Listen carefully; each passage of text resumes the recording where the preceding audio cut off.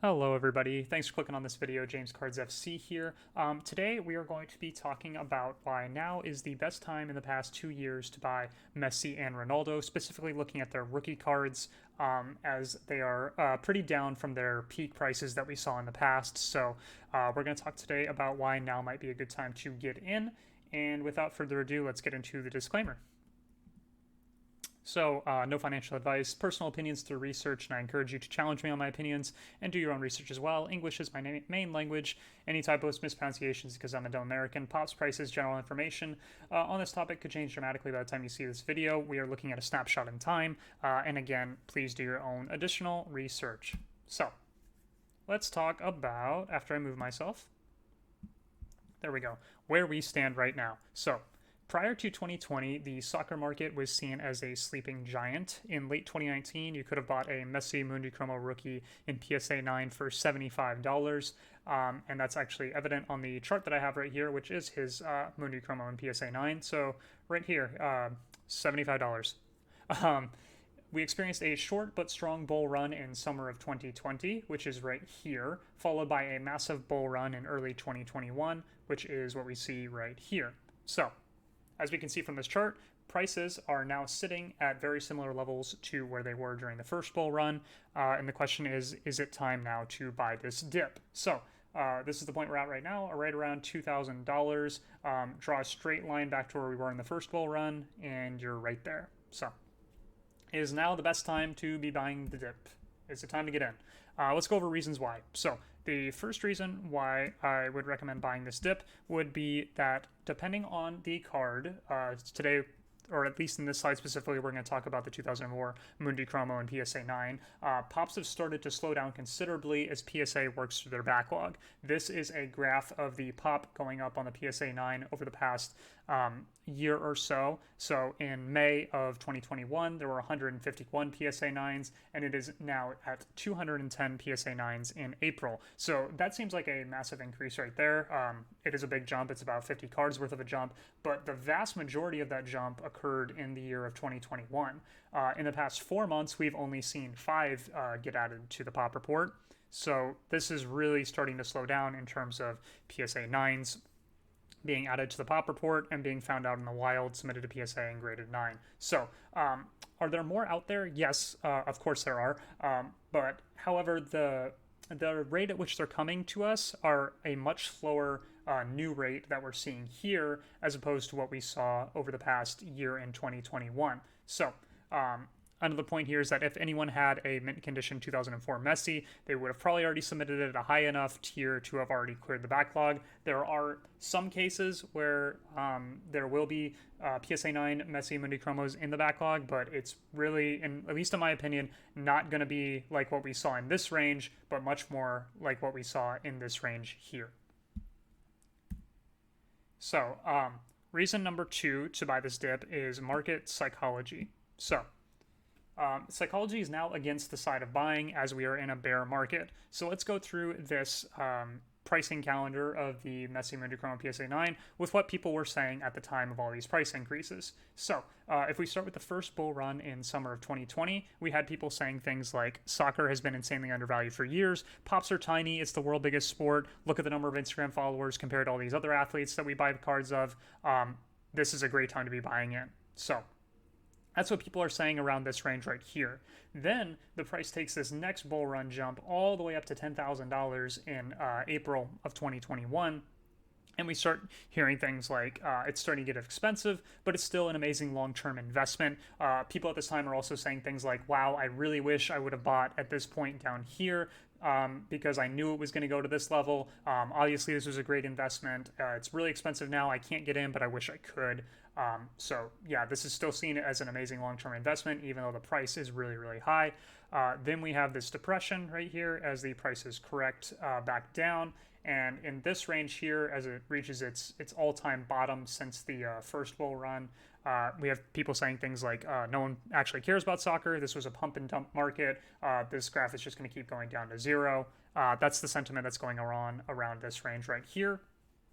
But what actually happens is the pricing pretty much has just leveled out. It lost another $1,000 or so, leveled out around this $2,000 point. There's a jump here back up to 3,000. If you look at the sales, they're kind of sketchy, so I'm not sure if these actually got paid for, but this straight line, if you draw it here, continues to where we are today at that $2,100 range. And now, even as we're right here, people are saying things like you should be buying shiny ultra modern cards instead. You should be buying 2014 Prism. You should be buying select parallels, things like that. Buy those instead of this because the pops on this are too high and people are going to want these, and this is a depreciating asset while those are a appreciating asset. So yeah, this is interesting to look at. We're now at the exact same point that we were here in terms of price, but the sentiment is completely different. Sentiment here was that soccer has been insanely undervalued for years. Pops are tiny, world's biggest sport. Look at the number of Instagram followers. And we're now at the same price, and people are saying that, no, the fundamentals no longer work. You need to be buying shiny ultra modern cards instead, because those are the ones people want, and those are the ones going up. And that leads me into this next point here, which is the fact that it is still the same card.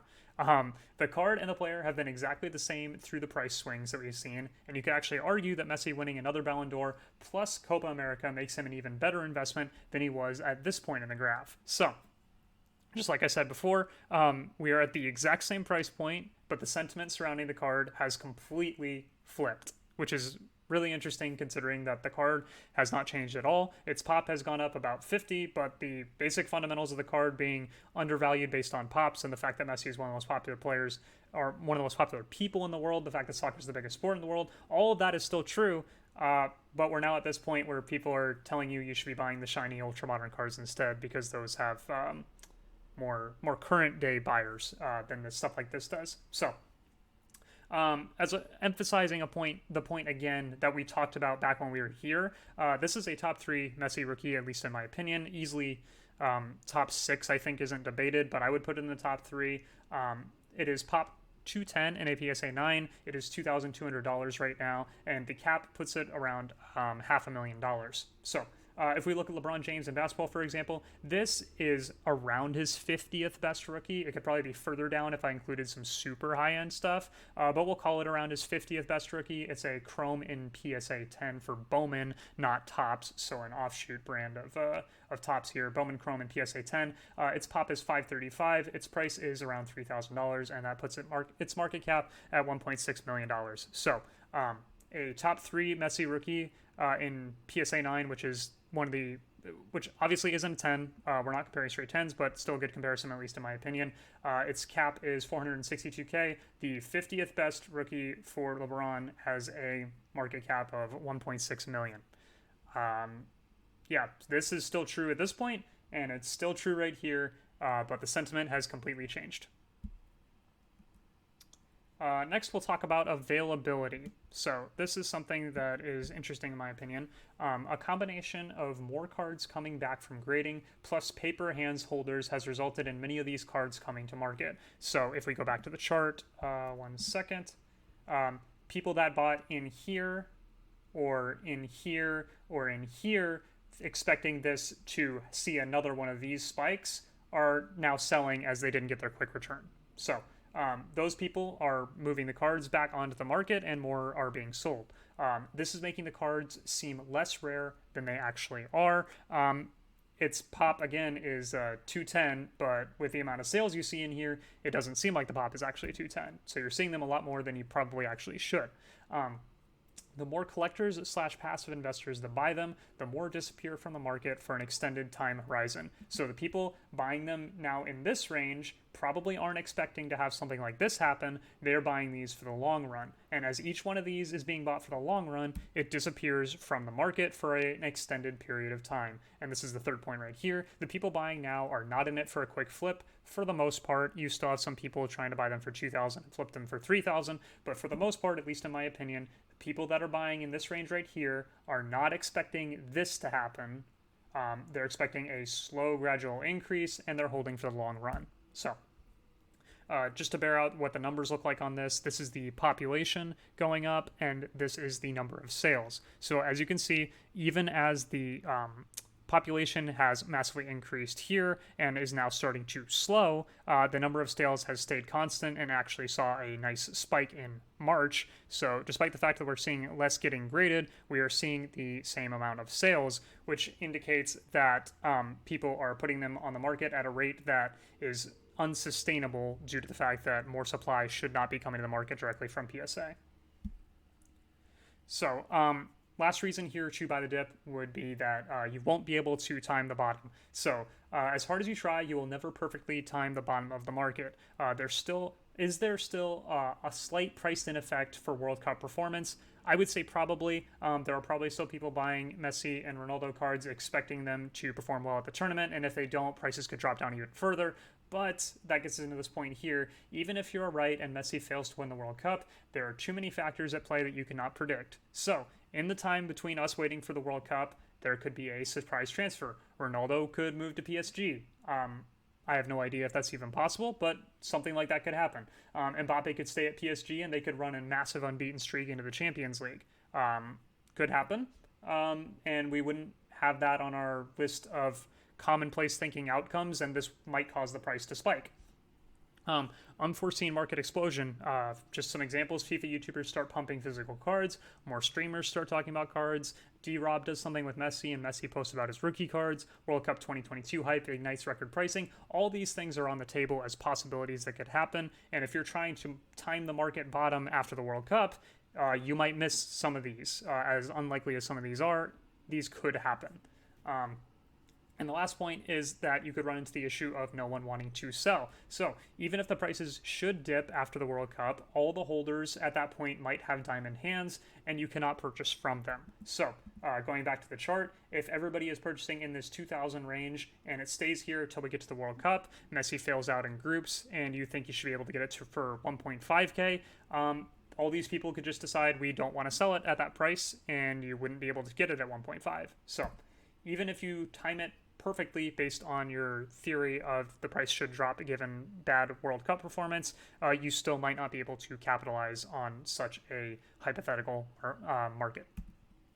So quickly, this is the same for Ronaldo. He mirrors Messi in terms of this price graph.